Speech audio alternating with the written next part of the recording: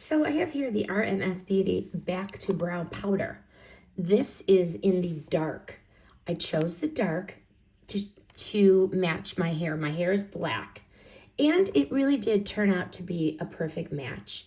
The deep brown without any red or overlay warm undertones, and it matches very nice. It is, the compact is sleek, and the powder looks high quality right out of the box.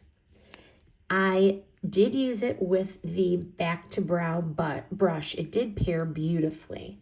It created a soft, defined brow that didn't look drawn on. I really like an everyday brow, not a brow that they see your brow before they see you coming. So it definitely gave me a nice everyday brow.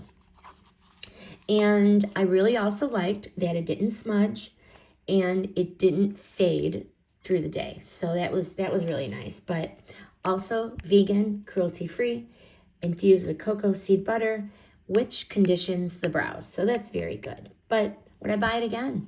Absolutely.